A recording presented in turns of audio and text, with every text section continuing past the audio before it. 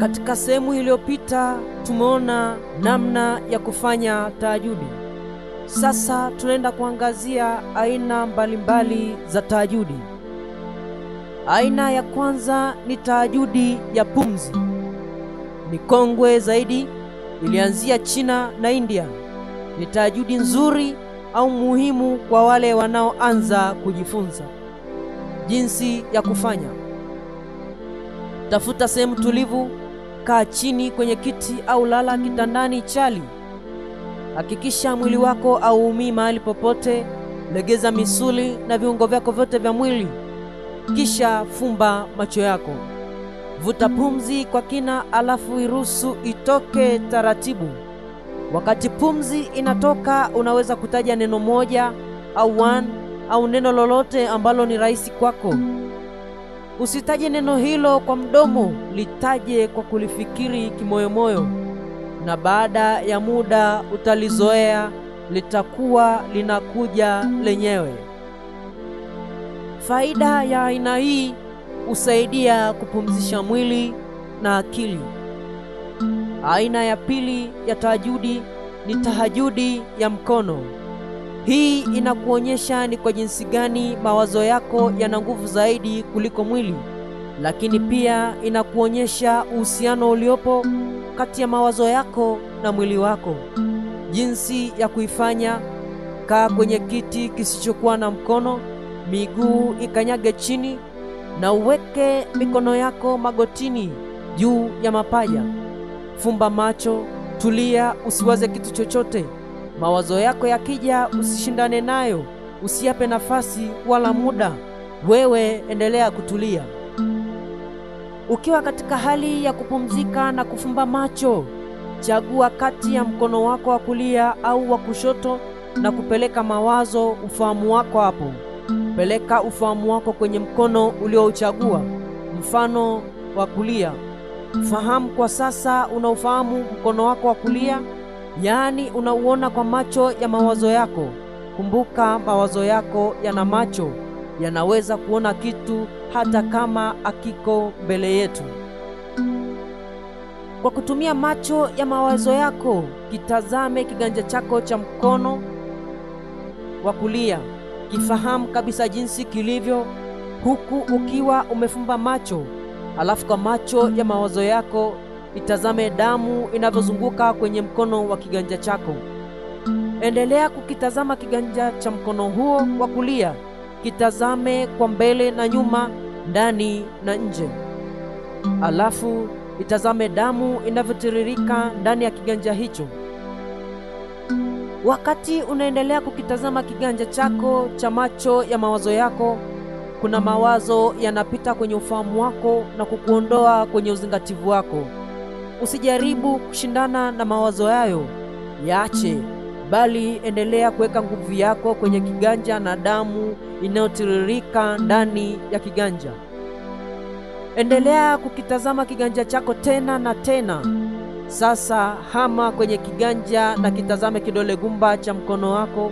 Endelea kukitazama, na baada ya muda amisha ufahamu wako na kukiona kidole cha pili, cha tatu, cha nne na cha tano, yaani cha mwisho.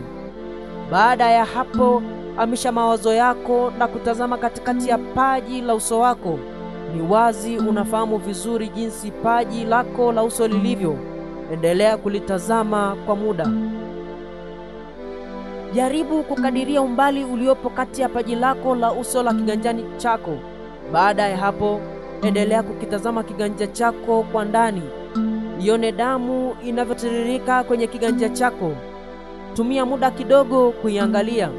Alafu angalia kiganja chako cha juu cha nje. Kione vizuri jinsi kilivyo. Peleka ufahamu wako kwenye kidole gumba, kidole kinachofuata, yaani cha pili, cha tatu, cha nne na cha tano. Peleka ufahamu wako kwenye paji lako la uso. Endelea na zoezi hili kama ilivyoelezwa hapo juu. Baada ya muda, kama umejenga uzingativu wa kutosha kwa kufuata maelekezo, utaona mkono wako umeanza kupanda wenyewe. Na kama utaendelea kufanya zoezi hili, mkono wako utapanda na kugusa paji lako la uso. Na kama utaendelea kufanya, mkono utashuka wenyewe baada ya kugusa paji lako la uso na kuteremka chini mpaka kwenye paji lako, na ukiendelea utapanda tena na kushuka tena.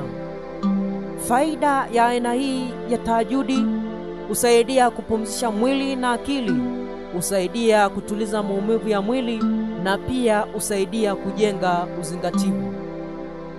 Faida ya tatu ni tahajudi ya mshumaa. Jinsi ya kufanya: tayarisha mshumaa na kiberiti. Kaa chini au kwenye stuli. Weka mshumaa wako mbele yako kwenye stuli au kiti chochote, ili mradi uwe usawa wa macho yako. Uwashe na uanze kuangalia kwa kukazia macho bila kupepesa kope. Ukishindwa, pepesa kidogo, halafu endelea kuangalia bila kupepesa tena. Endelea kuangalia kwa muda usiopungua dakika 10 au 30. Pia unaweza kutumia moto huu wa mshumaa kuchoma mambo hayo ambayo uliambiwa uwezi.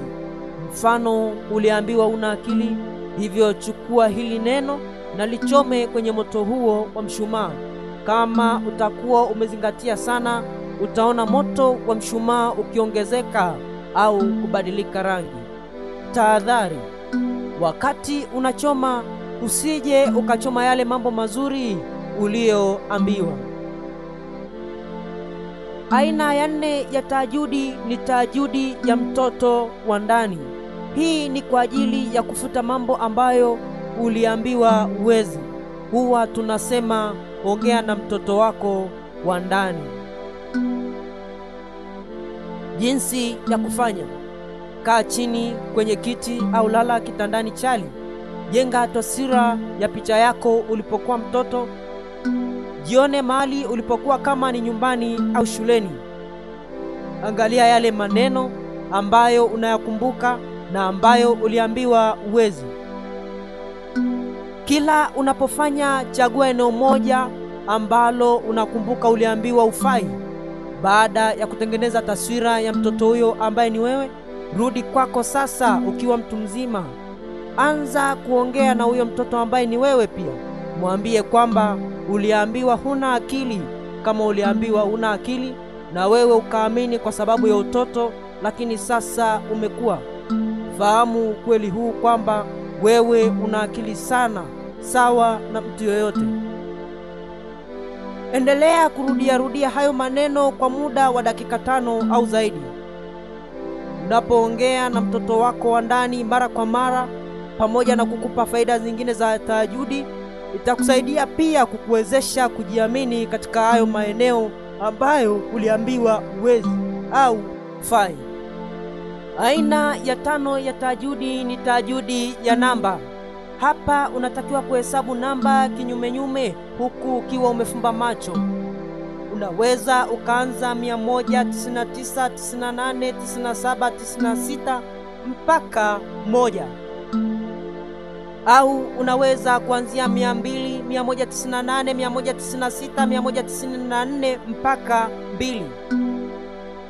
Hakikisha wakati unahesabu namba hizi ukosei, na ikitokea unakosea namba yoyote, hata kama umekaribia kumaliza, itakulazimu kuanza upya.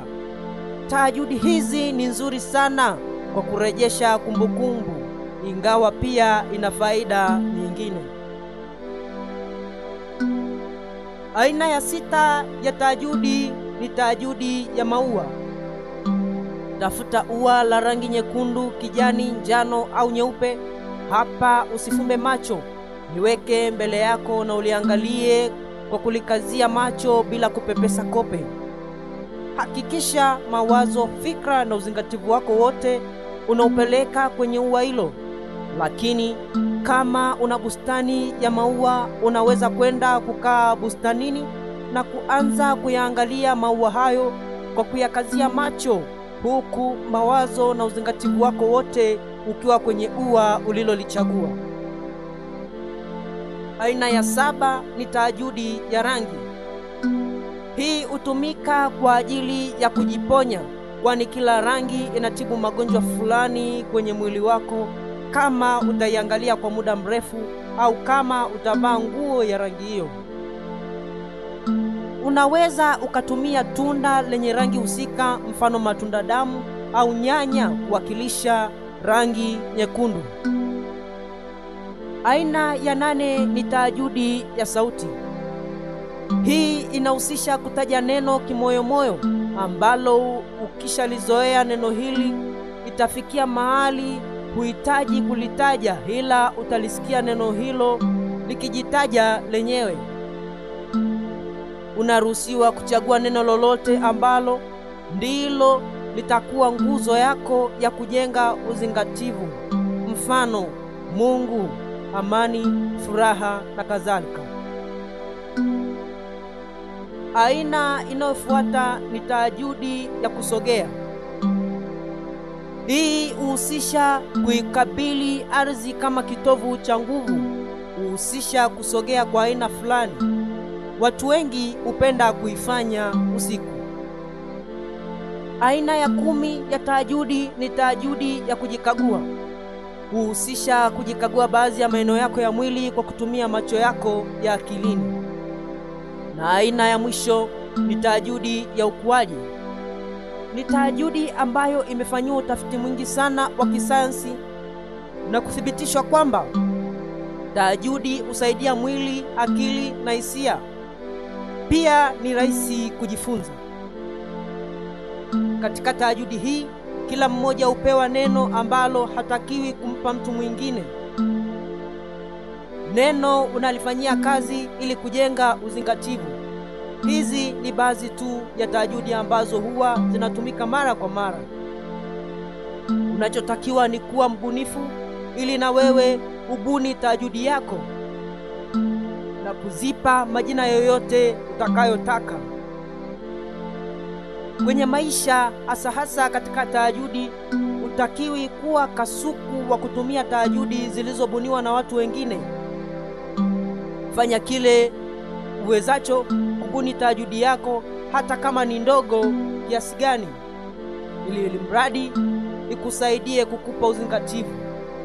Kumbuka kwamba tahajudi inaweza kufanywa muda wowote na mahali popote.